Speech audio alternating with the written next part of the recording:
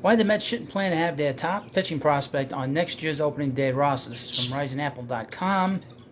How the Mets should handle Mike Vasil and next year's roster. Before we get into this video, I need you to subscribe to the Prospect Hut.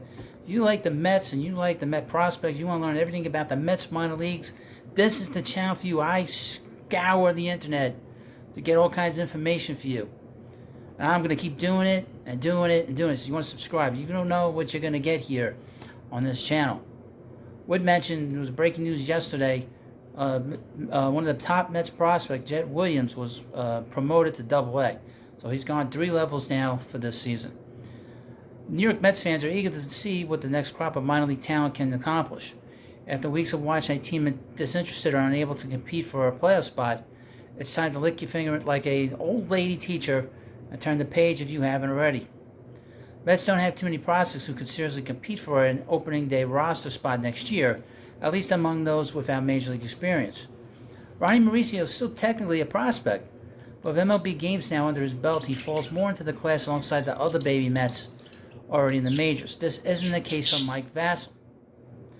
Now ranked as the best pitching prospect the club has, Vasil's finishing up his season in Triple-A. It was turbulent at first. He has since settled down, only to get knocked around again. As exciting as it may be to have a young pitcher take the ball every 5th day, the Mets should have a different plan for him. New York Mets should allow him to compete for a major league job, but not plan for a major league appearance right away. Playing it safe doesn't work in a Fast and Furious movie. When navigating a Major League Baseball roster, conservatism has its benefits. We all kicked and screamed for the Mets to call up their prospects last year and again this season.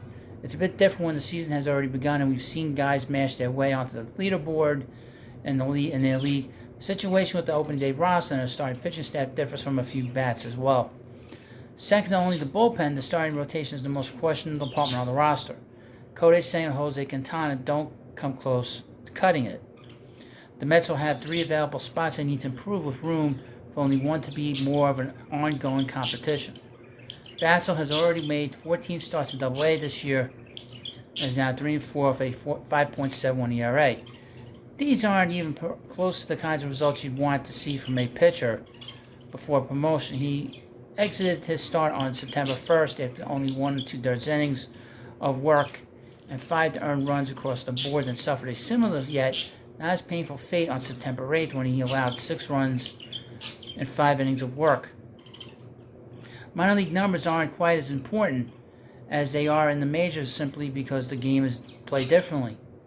Those games are far more exhibition and a chance to try out some things. Pitchers will at times be asked to work through a difficult situation where they might not be at the major league level. It's not as much about winning or losing as much as a showcase what you can accomplish. Rather than get the clock started on Vasil from the jump next year, easing him into a major league role seems necessary. This means tackling the offseason with an approach of not having him available. Call him up when he becomes one of your 5 best options to start a game. Until then, hold him back. Mets will have room for him, whether because of injury or ineffectiveness. You can plan your rotation with a spot for Vasil to win. Just don't put plans in the blueprints for him to have one of those spots, one of those places before the year even begins.